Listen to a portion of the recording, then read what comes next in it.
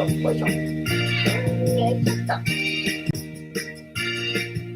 い、ババンババンバンバービバビバビバババンババンバンバービバモモババンババンバンバービバビバビバババンババンバンバービバモモあれ抹茶は食べないのかい。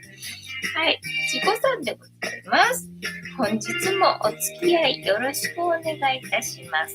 この番組はお休み前の約1時間、10時5分ぐらいから11時ぐらいまでの間、皆様と楽しい時間を共有して、いい夢見られるライブを目指しておりますので、皆様積極的に参加してくださいませ。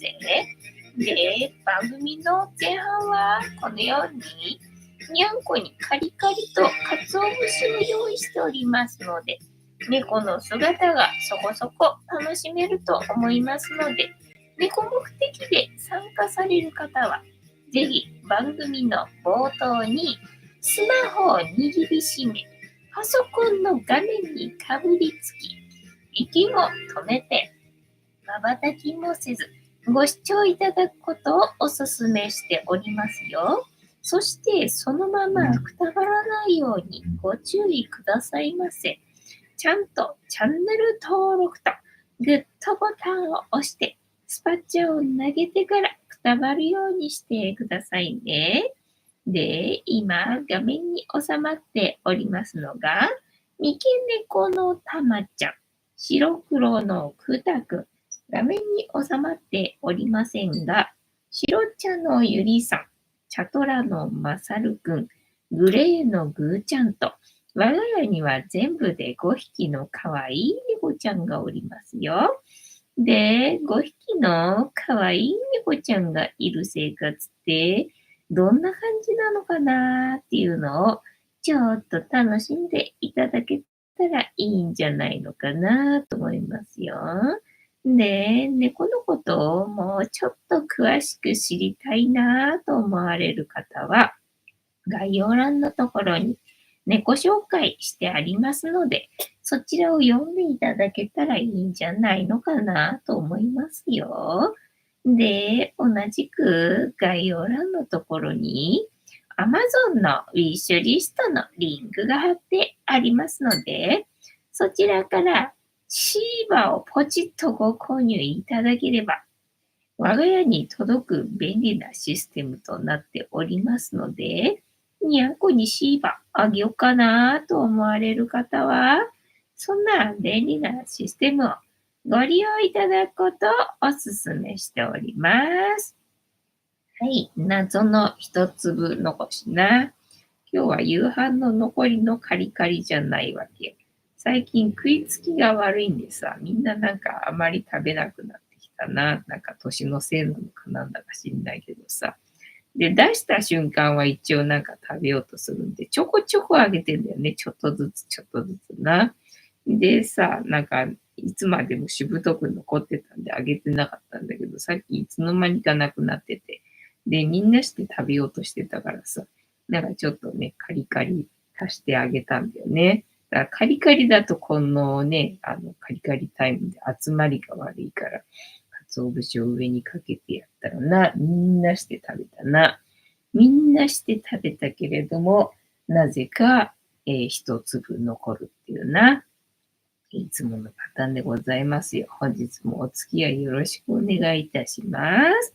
そして、ゆりたんは空のお皿を舐めております。鰹節がね、カスが残ってるからね、こうやって舐めてくれることで、ピカピカになるのでね、ありがたいよ。そして、最後の一粒を今、ゆりたんが食べたみたいだな。カリカリってたな。抹茶は食べなくていいのかな。抹茶はチュールじゃないから嫌だ、みたいな感じになっちゃったみたいだな。そこにいるけどな。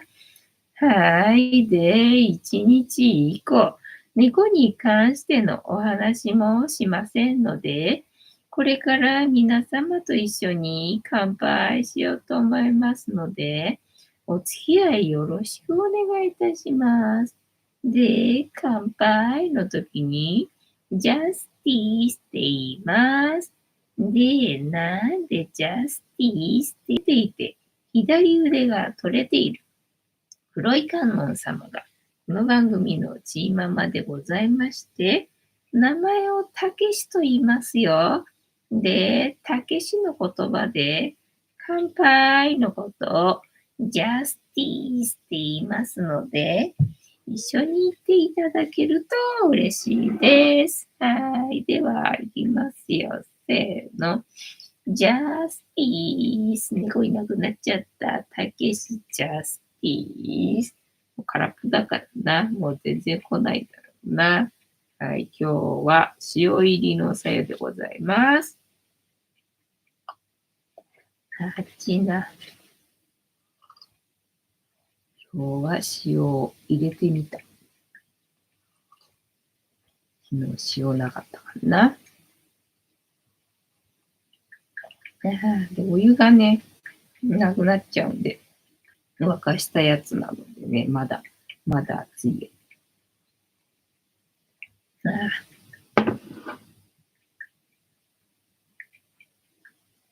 はい。なんか特に感想が出てこなくて言葉が出てこなくなっちゃった。てったまさん、今夜もジャスティース。藤子さん、皆様、こんばんは。妄想は本日もお付き合いよろしくお願いいたします。カニタンさん、ジャスティース。ありがとうございます。てったまさん、昨夜は父親が、背骨を骨折背骨を骨折いや、嫌すぎる。背骨を骨折して痛そうだな。救急車に乗ってました。お、そうなんだ。そりゃご苦労様でございました。背骨を骨折ってなんだろう、倒れたのかな、後ろに倒れて、なんか折っちゃったんかね。いや。背骨なんか骨折しただってさ、寝ることもできないじゃん、そんなんさ。入院してんのかな、じゃあね。なんだろう、全身コンセットみたいな、そんな感じになるのかな。骨くっつくまで待つみたいなことするのかな。それともなんか手術でくっつけるみたいなことするのかな。それはやだ。カニタさん、ねえ、もうほんと同じく、背骨。まあ、どこの骨でも嫌だけどさ、どこの骨でも嫌だけど、背骨ってなかなかないよね。他のほら、前だったら転ぶなりなんなりでさ、あるけどさ、背骨ってね、その後もさ、寝れないじゃん。寝れないしか言ってない。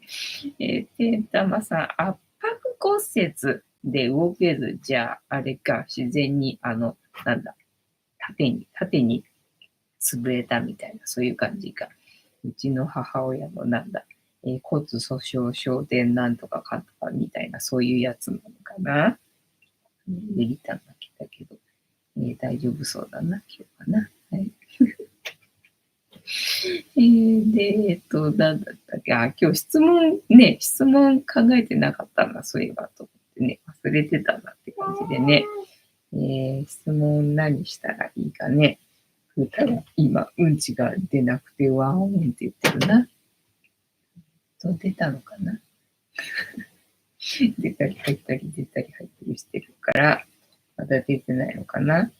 いつも出て、それを隠そうとしてるのかな。一部だけ出たのかな。だから最近みんなもね、うんこの出が悪いみたいでさ、今日の朝なんか多分ちゃんなのかなと思うんだけどさ、うんこがまたね、トイレの外にされてたわけよ。まあ、ぐーちゃんかゆりちゃんか、みたいな感じなんだけどさ、まあ最近ゆりたんご飯食べないでね、うんちしてもちょこっとみたいな感じなんで。で、たまちゃんはもともとちっこいうんこしてたからさ、たまちゃんなのかなどうなのかなって思うんだけど、ぐーちゃんの場合はさ、部屋中に撒き散らすっていうのなんか前進しながらうんこするからさ、トイレのそばっていうわけじゃないんだよね。で、トイレのそばにしてくれるのはゆりたんだっったんだけどさ、今日やったらたまちゃんが騒いでたからさ、何騒いでんだろうなーなんて思ったんだけどさ、うんこ散らかってたから、あれこれもしかしてたまちゃんかな。とうとうたまちゃんまでトイレの外にうんこするようになっちゃったのかなみたいな感じでね、ちょっと、悲しかったよっていうね、ことがありましたね。じゃあ今日の質問は、便秘ですかと。便秘ですかっていう質問する。あれか背骨骨折したことありますか？いや、違う。骨折したことありますか？それいいかえっと、骨折したことありますかね。アンケート開始。はい、無事、天玉さんのおかげで、アンケートのネタを作ることができました。はい、100%。みんな骨折自体はしたことあるかなっていう感じかな。背骨ではないけどさ、みたいな。まあ、それか背骨の人かもしれないけどね、今、はいした人な。天玉さん、入院する病院を探してね。明け方まで家に帰れませんでした。じゃあ今日は昼間寝ることができたかな。どうだろうね。まあ、あんまり興奮しちゃって寝れなかったのかな、みたいな感じかね。今日の夜あたり、ようやく寝れるかしらっていう感じなのかしらね。急に入院とかって言っても、どうしたらいいんだろうって感じだよね。普段、なんかね、声がない。声がないとこだからな。カニタンさん、今のところ骨折はありません。あ、そうなんだね。カニタンさんは結構体丈夫っぽいな。テンタマさん、ヤクザと右翼の喧嘩に巻き込まれて、あばらにひびが入ったことはあります。それ大変だね。どうした何が起きた珍しいな。ゆりたんとクータが追いかけっこしてるのな。そうね、ここちょうどさ、猫が通れるぐらいの隙間が空いてるわけよ。で、ほら、テントの時はさ、こう、行ったり来たりがさ、あんまりできなかったから、全然ここに猫はまろうとしてなかったんだけどさ、テントないとここがね、なんか通りやすいみたいで、みんなここに寝てたりとかさ、なんかね、ここに収まろうとしてたりとかして、ここになんか猫詰まってたりするんでね。で、今、ゆりたんとクータの追いかけっこで、にゃんこがここの隙間を通ったんでね、揺れてましたがっていう感じ。てったはさ、元気猫な、元気でいてくれてありがとうさ。ありがとうさ。私、骨折は、その記憶にないぐらいちっちゃい頃っていうのなんか2歳かなの時に骨折して入院してたみたいなんだよね。で、まあ、その話を散々母親に聞かされてたんで、まあ自分は骨折したことあるんだなっていうことは知ってんだけど、ただ自分で、骨折したなっていう記憶がないんで、ね、なんかどんな感じなのかわかんないんだけどさ。西船さん、いや、お久しぶりです。ボンジュール。ボンソワ。とっさになんか出た。はい。てんたまさん、西船さん、お久しぶりですな、ジャンボフェリー。ジャンボフェリーな。そうすれば今日またさ、プライオリティパスについて散々調べまくってたんだけど、散々調べまくっててさ、なんだっけ、JAL のな、JAL のタイムセールでさ、そのプライオリティパス使えるところな、あるかなって調べてて、散々今日はプライオリティパスについて調べてたら、そのなんかジャンボフェリーと、なんか宿泊とみたいな、なんかそういうセットとかもあるみたいで、そうなんだ、そんなのもあるんだ。そんなのもあるんだ。いいな、みたいなね、のを見っけちゃって、今日は。西船さん、しばらく忙しかったです。じゃあ、みんなね、しばらく忙しいモードだったんだな。てんたまさん、西船さん、ジャンボフェリー行ってた人たちはどこに行ったのですかね。ね、みんなごっそり来てごっそり消えたからね、何だったんだろうみたいな感じだったよな。西船さんは残ってくれて、ありがたいよ。どっか消えたよな。そうで、なんだっけ、骨折か骨折2歳の時にね、なんかしてたらしいっていうのが、どこだったっけ、腕か。腕を骨折してそうで、こうまっすぐにした時に、肘が、なんだ、斜め上かなを向くのが正常らしいんだよね。で、私の場合どっちだろう。今どっちもね、なんか戻っちゃったっていうか治ったなって感じなんだけど、骨折した方の腕だけ、この内側にまっすぐこうなっちゃって、んでね、なんだ、えっと、左右均等じゃなかったんだよね。で、上向いてる方が正常なんだっつうので。で、まっすぐ横向いちゃってる方のがね、折れてるよってので、だから肘を折ったのかな。なんで折ったんだっけ、それは忘れちゃったな。それも言われてたはずなんだけど、理由については忘れちゃったんだけど。んで、なんだっけ、入院して、で、その時に、子供の病棟がなかったんだったかな。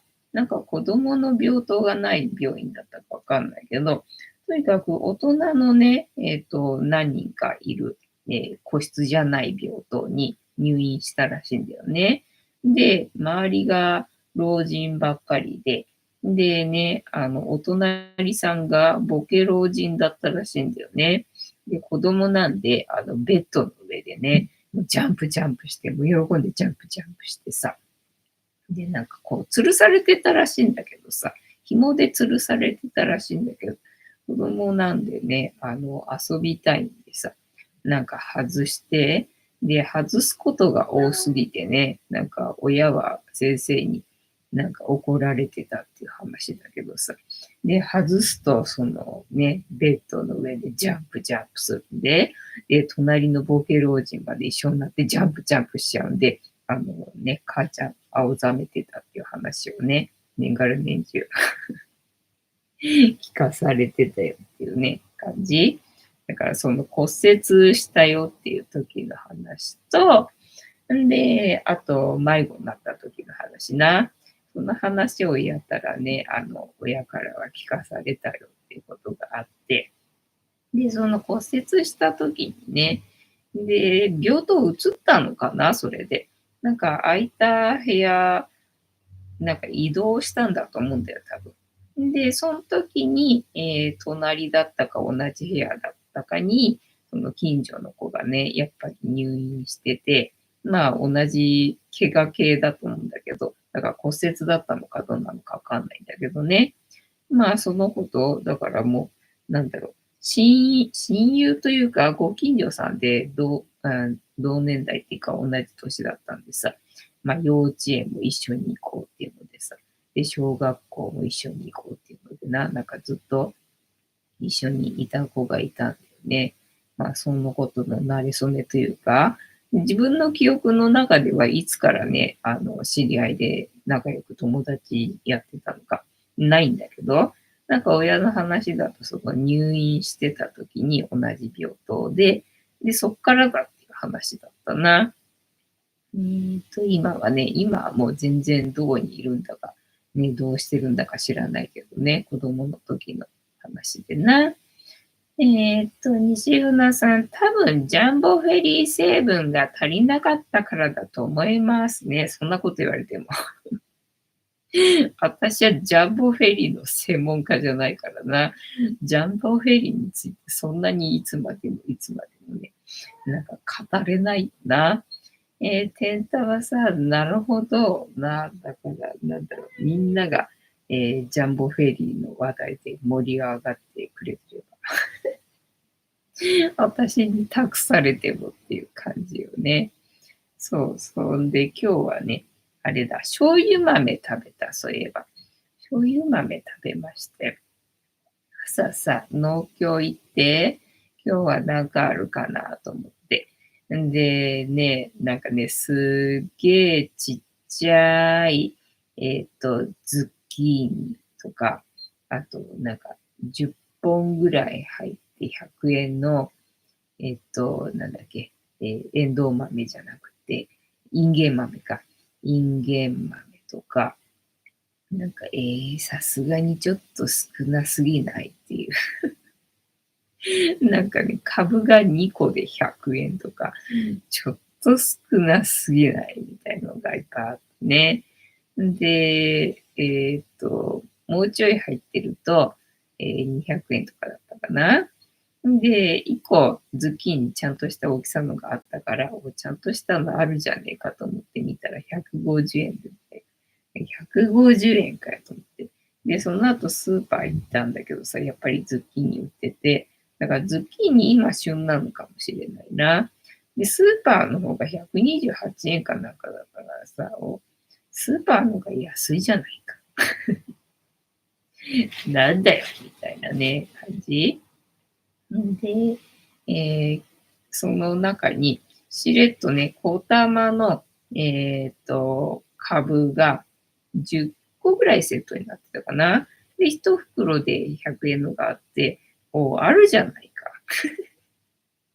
あるじゃないかと思って、今日はそのね、株を買ってきて、で、どうしようかなと思って、とりあえずちょっと茹でて、で、ちょっと茹でて、でね、うちに作ってあった、梅味噌梅味噌最近さ、使い始めたんでね、梅味噌で味付けして、で、お腹空いてたんで、ペロッと食べたんだよね。で、ペロッと食べて、で、その余った汁がもったいないなと思ったんでね、これをどうしようかなって思った時に、あ、これ、えのきにするといいかもしれんと思ってさ。で、スーパーに行って、で、えのき買ってきたんだよね。で、その汁に、絡めて、で、ご飯にかけて、で、昼はそれで食べたんだよね。で、ね、もう食べ物がない。食べ物がないっていうのかな。どうすっかなと思って。で、甘栗もないんでさ、甘栗もねえなと思ってね。で、甘栗買い行こうかなと思ったんだけども、まあなんかめんどくせえなっていうのがあって、どうすっかなって思ったんだけど、そのな、香川行った時のお土産に、瓦せんべいと、あとね、醤油豆、噂の醤油豆があって、あ、醤油豆ってこれかと思ってさ、それ買ってきたんだよね。で、瓦せんべいは食べちゃったんだよ。なんか3枚入りかなんかで、1日1枚ずつ食べて、で、なくなっちゃったんだよね。で、どうしようかなと思って、あ、そうだ、醤油豆あるんだと思って、一応日持ちするやつ、瓦せんべいにしてもさ、醤油豆にしてもさ、なんか備蓄代わりにもなるしなと思って、で、買ってきたんだよね。で、瓦せんべいを食べちゃったんです。あ、醤油豆あったなと思って。で、甘栗の代わりにこれ醤油豆食べてみっかなと思ってさ。でね、あ、確かにと思って、確かにこれは、こっちでは食べたことのない食べ物だったなっていうのでね、初めて食べる食べ物を食べれてね、よかったよ。てんたまさん、香川名物醤油豆ね、なんか、いろんな、会社で出してるのかわかんないけど、いっぱいね、醤油豆あったな。いっぱい醤油豆あったんだけど、ただその使われてる豆がさ、空豆なんだよね。で、空豆でさ、薄皮好きっていうの薄皮がついたままの、醤油豆、空豆なんだけど、それがさ、原材料ね、裏見るとさ、みんな中国製なわけ。あれ香川のお土産じゃないのこれ。中国のお土産なのみたいな感じ。で、私が買ったのだけは、オーストラリア産だったかな、豆がね。だから、じゃあ中国産じゃないから、これにしとくかっていうのでさ、選んだやつ、オーストラリア産の豆の、醤油豆を食べました。カニタさん、その豆、甘じょっぱいやつ、そうそうで、味付けがさ、普通のね、煮豆、甘い味付けの煮豆みたいな感じなんだけど、唐辛子が入ってんだよね。唐辛子が入ってるんで、食べてるときは、あの、なんだ、煮豆っぽい感じ。ただ、そら豆なんでね、食感が、なんだ、粉々してないっていうのかな。粉々してない感じなんだよね。で、甘じょっぱい感じ。醤油、砂糖と醤油で煮つけてる感じで、で、そこに、七味じゃないかな。唐辛子かな。が入ってて、食べてるときはわかんないんだけど、後味がなんか、ちょっとピリッとくるかなっていう感じなので、なんかね、逆にそれのおかげで、なんか後引く感じでね、止まらない。止まらない。これやばいっていう食べ物だったな。えーっと、国道さんお久しぶり、国道。お元気そうで何よりでございます。カニタさん、西村さん、国道さん、お久しぶりです。国道さんか。国道じゃなかったっけ。違う、合ってたか。国道さん、お久しぶりです。国道さんだった。てんたまさん、瓦せんべい硬い。そうそうそう、硬い。瓦せんべい硬いな。てかさ、でっかい瓦せんべいもあったわけよ。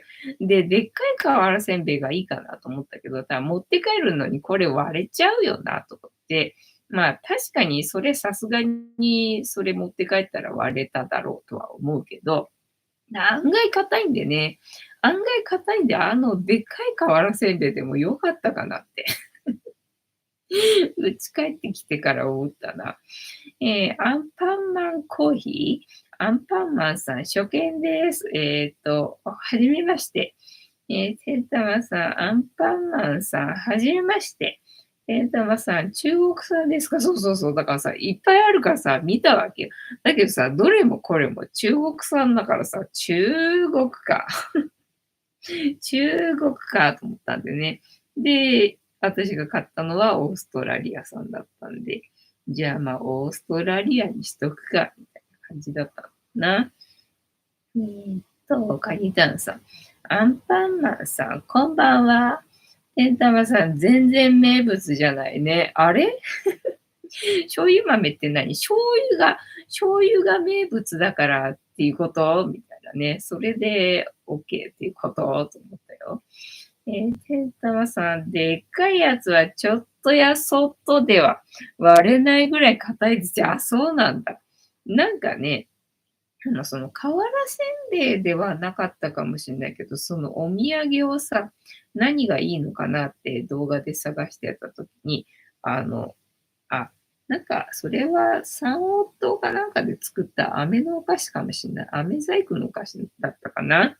なんかね、トンカチがついてて、トンカチで割るんだっていうお菓子があって、で、へーなんて。へえ、なんて思ってたけどさ、もしかしてこの瓦せんべいだったっけあれなんて思いながらさ、いたんだけど、間違ったな。飴細工の、やつだったな。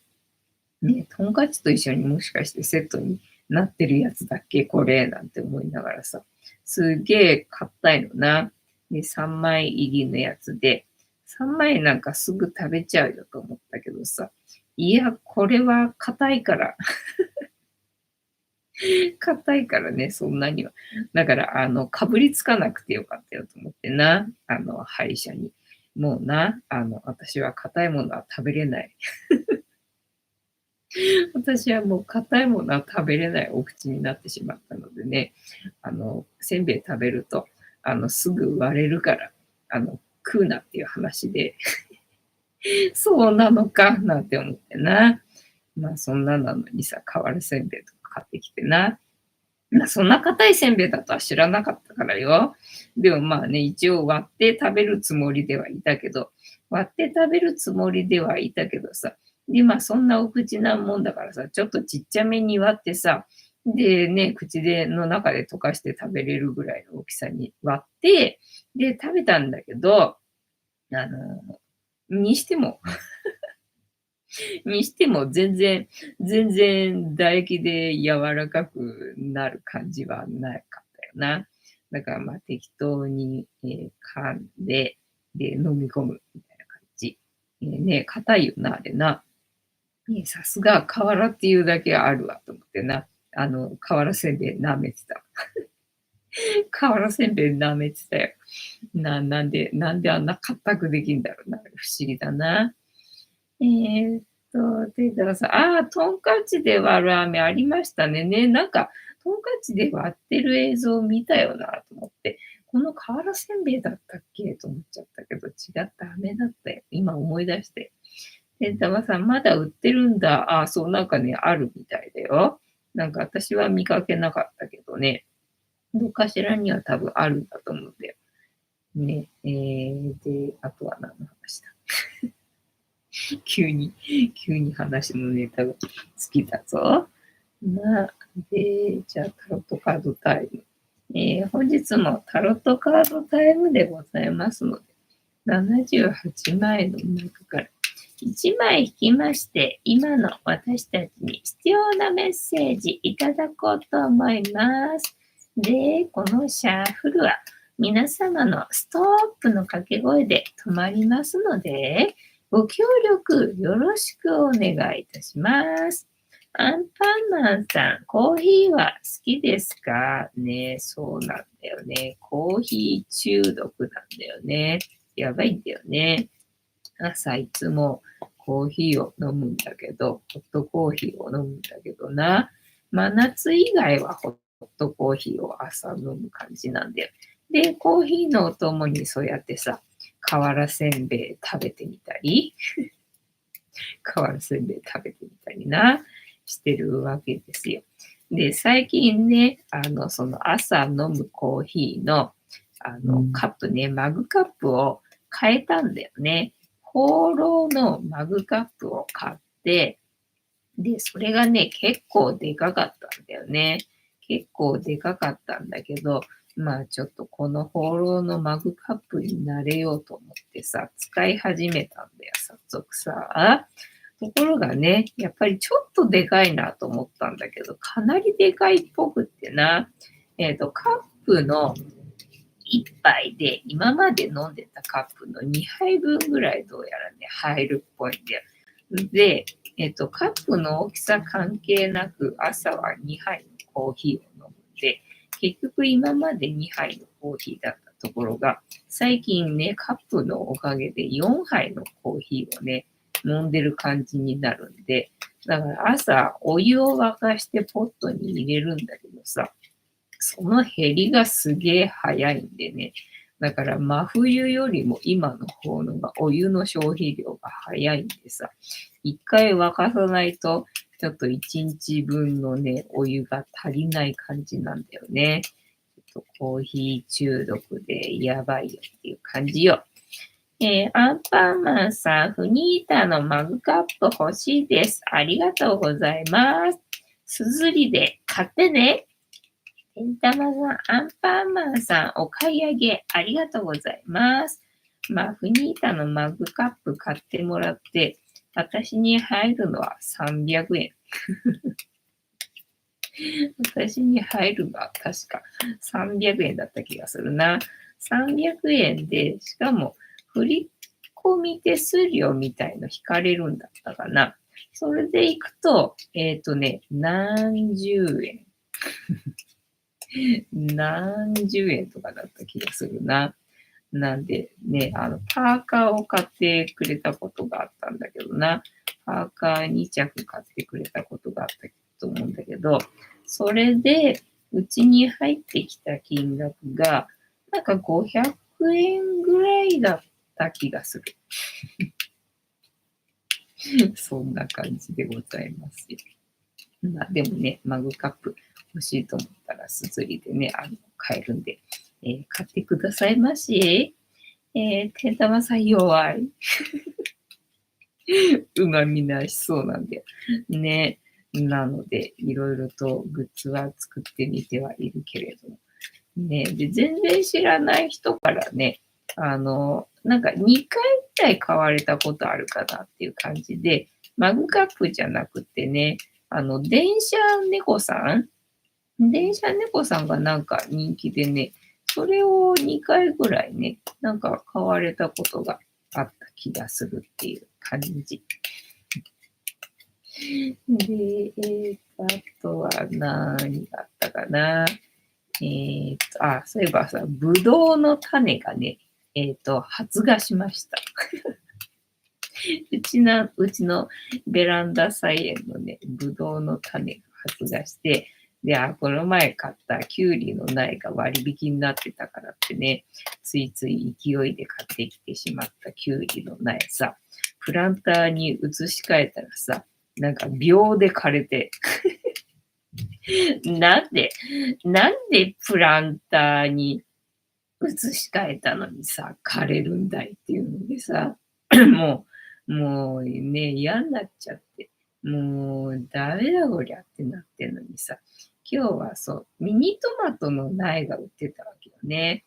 で、まあ、キュウリもまあダメだけど、トマトは今まで全然成功した試しがないって、トマトは絶対やらんと思ったんだけど、今日はミニトマトの苗が売ってて、で、最近トマトは横に植えろっていう話を聞いたわけよね。なんで、横に植えてみたいと思ったわけよ。で、横に植えてみたいと思ってたらトマトの苗が売ってたんで、で、こりゃ買うしかねえなと思って、今日は勢いでミニトマトの苗を買ってきてしまったのでね、もうちょっと成長するかわかんないけどさ、成長させて伸ばしてね、で、横に植えてみようと思ってさ、てんたまさん、今夜は Don't Stop ありがとうございます。止めてないってこと止めてないってことかな。アンパンマンさん、セイコーマート、関東にあるって知ってました？そう、関東っていうか、茨城だったっけ？笠間に行った時にさ、セイコーマートあったんだよね。で、本当はその時に行こうかなと思ってたんだけどさ、まあ、笠間行った時は大雨で全然ちょっと駅周りからさ、離れることができなくて、で、ようやくね、帰るぐらいの時間になってきて晴れてきたんだけども、まあ、セイコーマートまではちょっと距離があったんでね、これ以上先に行ったら帰れないなっていう感じだったんで、笠間に行った時はセイコーマートまでたどり着けなかったんだよね。で、北海道行った時は、その空港のそばにはないっていうのかな。私は苫小牧の方に行きたかったから、そっち方向にはね、セイコーマートなかったわけよ。だからセイコーマートにはもう行かないつもりでいたんだよね。諦めてたんだよね。諦めてたんだけど、今度はさ、北海道の時は風が強風すぎて強風すぎてこれはちょっと観光はできないよっていうね、レベルの強風だったんだよ。なので、諦めて、で、駅地下にあるセイコーマート、ちょっと空港だけで一日過ごすにはね、もう飽きたよっていう感じになったんで、さすがにせっかく晴れてるからね、風は強いけど晴れてるからさ、雨ではないから、まあちょっと北海道の空気を堪能してみたいなっていうのがあって、で、まあちょっと出てみるかっていうのでさ、でね、まあ、そのセイコーマートあるとこどこかなっていうので、最寄りというか、駅のそばね、とにかく歩きで行けるところで探したわけよね。で、その恵庭じゃなくって、もうちょっと手前に、なんて駅だったか忘れちゃったんだけどさ、なんか、長沼みたいな感じの名前の駅があって、そこだったら駅からセイコーマート近いみたいだったから、最初はそこ行こうと思ったわけよ。行こうと思ったんだけど、各駅停車の電車が走ってなかったんだよね。で、恵庭に行っちゃって、で、あ、通り過ぎてんじゃんと思って庭で降りたわけよね。いや、ダメだと思って、これは折り返して帰るしかない。何しに来たんだろう。何しに来たんだろうっていうふうに思ったんだけど、まあ諦めずね、もしかしてセイコーマートは北海道のね、コンビニなんだから、ここにもあるんじゃねえかと思って、Google マップで調べたわけよね。そしたらあったんだよ。なんか徒歩で行けそうなところにあったんで、じゃあ行ってみようと思って、で、ようやくな、行くつもりじゃなかったセイコーマート、結局北海道で堪能することができましたということでね、なんだかんだとね、宿題になってたのはね、どっか違うところで回収することができるんだよな。アンパンマンさん。庭って渋いね。まあ、わかんないからね。さっぱりわかんないからね。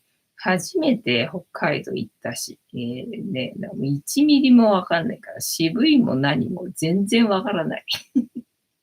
何もわからない。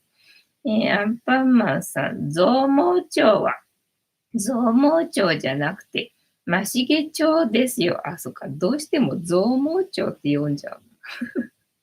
もう増毛町って読んじゃったから、もうそこから修正ができないな。増毛なんだね。なんかいっぱいいいねがついてたから、はいはい、すいませんでした。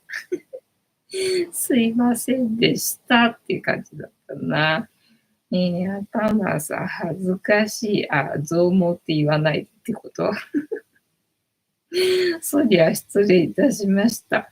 ね、地名って読めないの多いよね。読めないの多いけどさ、なんか全く読めないならまだしもさ、増毛はさ、増毛は増毛って読めるからさ、っていうのでな。どうしてもそう読んじゃうよな。てんたまさん、はいはい、すいませんでした。あずき島だしな。もういちいち間違って読むから、そこだ。気にしないで。気にしないで。だから、熱海もね、すんなり読めるようになったの割と最近だからな。熱海もさ、ずっと熱海、熱海って読んでたわけよ。国道1号沿いをさ、車でね、ずっと走ってるとさ、その方向的にさ、熱海方向っていうのがさ、看板に出てくるわけよね。だからしょっちゅうしょっちゅうその熱海っていう文字は読んでたんだけど、ずーっと子供の時からその文字を熱海って読んでたんで、熱海だと思ってたんだよね。最近だよ。最近だよ。熱海だったんだ。これ熱海って読むんだ。知らなかったっていうのね。最近ようやく、読めるようになったというか、その頭の中での切り替えがなかなかできなくて、ずっと熱海だと思ってたからさ、ようやくね、ようやく熱海っていう文字を見てすんなり熱海って読めるようになったのは、割と最近でございますよ。アンパンマンさん、ちゃんと調べてから動画撮りましょう。私の持ち味は、雑なところなんで。普通の人がね、何の知識がない人が見るとそうなるよねっていうのは、あ、わかるわかるっていうね、そういう共感、正しい知識をみんなに広めるためにやってる動画ではないのでね、知らない人がやるとこうなるよねっていう、あ、そうそうそう、なるよね、なるよねっていうのをね、あの、出してるわけ。だからね、調べないところが、私の動画の持ち味な。てんたまさん、雑なところが持ち味。そうそうそう。世の中に、世の中にこんな人生きてていいんだっていうね、生きる、なんだ、勇気を与えるっていうね、チャンネルでございますよ。アンパンマンさん、ちょくちょく入る効果音は何の意味がありますか？じゃあ効果音嫌いなタイプな。効果音嫌いなタイプは、他の人のおしゃれな動画がいっぱいありますので、そちらに行ってくださいっていうことでな。だから私の動画で、効果音がいいって言ってくれる人がね、結構いるわけよ。だから、いいかな、みたいな。ただ、入れすぎっていうね、アンチコメントもまあよくもらったんで、でね、最初はだから、なんだ、効果音はいっぱい入れれば入れるほど、その視聴維持率が上がるよっていう風に聞いてたんで、だから一生懸命できるだけ入るところには効果音全部入れてたわけよね。ただ効果音が多すぎるっていうコメントももらってたんで、じゃあまあそうかと思ってね、ちょっと減らし気味。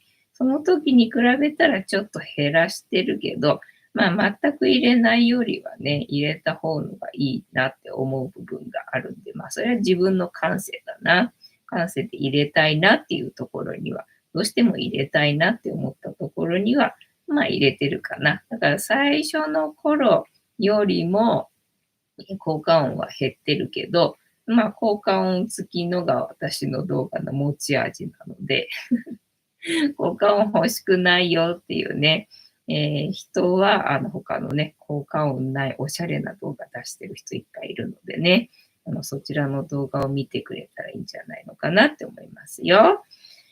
カニタさん、そうそう、ツッコミを入れながら見るのが楽しい。そうそうね。だから知ってる人が見たらさ、なんで違うよっていうね。だから違うよっていう風になってさ、コメント書きたくなるじゃん、ついつい。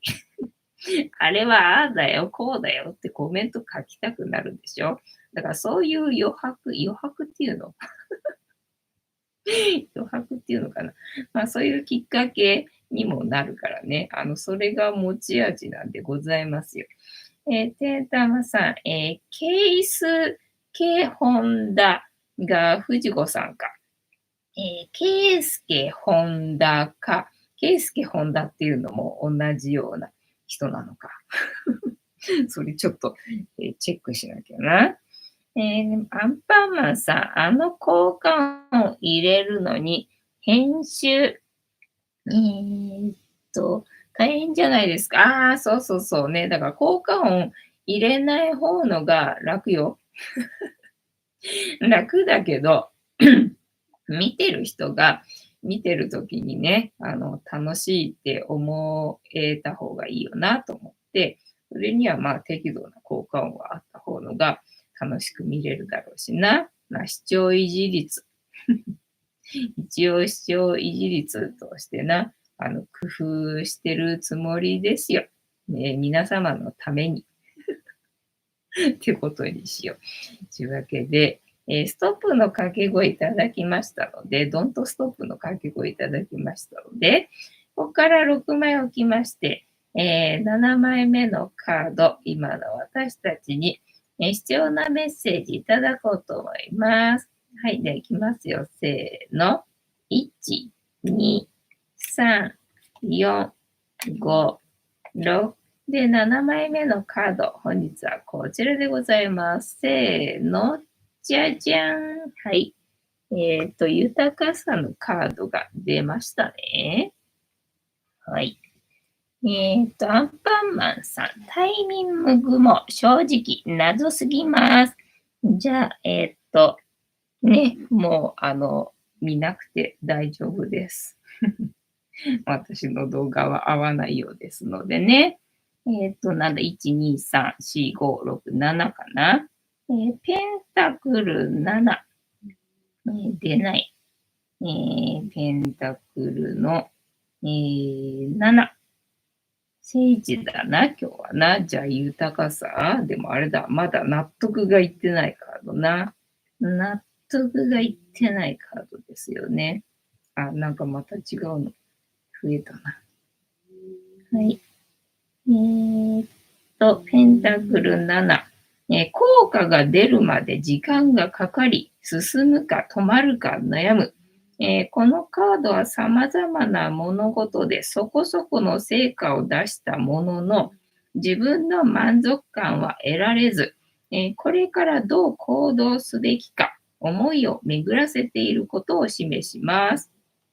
正一、成長過程、進展が遅い、悩み、進歩、遅延、手作業、創意工夫、節目、小休止、スランプ、今期、無気力、長期計画、品質管理、棚卸し、課題評価、やけを起こす、諦め気味、慣れ合い、目先の利益、不満がとどまる、心配しすぎ、うぬぼれ、進展の途上、欲が、先行する。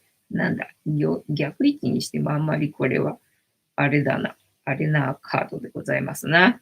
人物像、不満が残っている人、一時休止して今後のことを考える人、出した成果を見つめ直している人。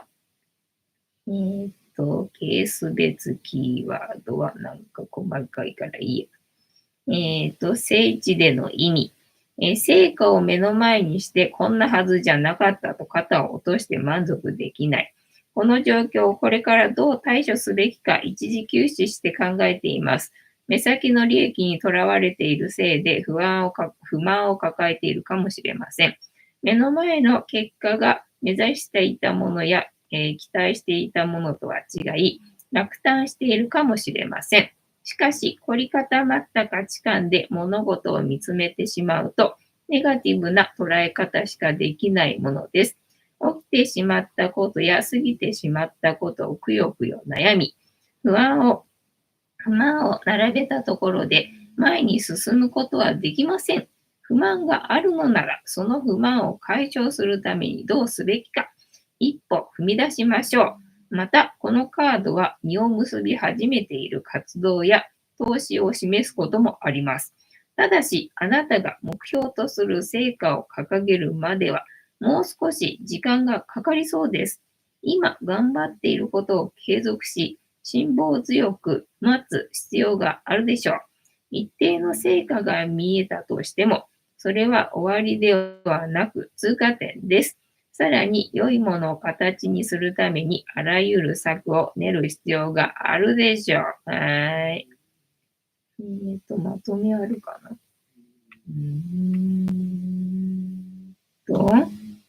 読み解くヒント、意味をさらに深く、ペンタクル7は自分が頑張ってきたことに対して評価しつつ、より成長させるために試行錯誤している様子、あるいはまだまだと感じながら時間がかかることに対してため息をついている。ペンタクルは成長する植物に例えられており、仕事や労働によって人が成長することを象徴。努力を重ね、積み重ねてきたことが何であれ、目に見える形で現れていないと感じていたとしても、費やしてきた時間や労力は確実にあなたを成長させてくれています。というわけで、本日のタロットカードの意味、調べるの会話。まあ、時間がまだかかるみたいだけどね、成果がないわけじゃないよ。認めていこうっていうね、感じかな。はい、楽しんでいただけてたら幸いでございます。楽しい。ケイスケ本だな。ケイスケ本だ。忘れないようにしないとな。アンパンマンさん、タイミングも正直謎すぎ。いや、面白い意味ですよ。あ、よかったよ。よかったよ。楽しんでもらえてたら、やった甲斐があったよ。カニタンさん、アンパンマンさん、次回のプレミア公開、ぜひリアルタイムで突っ込んであげてください。そうそうそう、突っ込み。ツッコミをお待ちしてますね。ボケ倒しておりますのでね。ツッコミ重要だよ。ぜひお待ちしておりますのでね。よろしくお願いいたします。というわけで、本日も竹縄ではございますが、いいお時間になってまいりましたので、そろそろお開きにさせていただきまして、調子が良ければ11時ぐらいまで毎日のようにやっておりますので、お時間合うときはお付き合いいただけると嬉しいです。で、次回のプレミア公開は、なんだっけ、高松に行ってきたんだよね。高松に行ってきて、ジェットスターに乗ったんでね、ジェットスターに乗ってみた動画を次は上げますのでね、楽しみにしておいてくださいっていう感じでございますよ。猫の姿が物足りなかったよって方は、このチャンネルには猫の動画がいっぱいありますので、そちらを全部見といていただけたらいいんじゃないのかなと思いますよ。てなわけで、本日も、竹縄ではございますが、なんだってもう一回言うみたいだぞ。はい、見てくれてありがとうございました。次回も見てくれるかな？はーい。いいとも。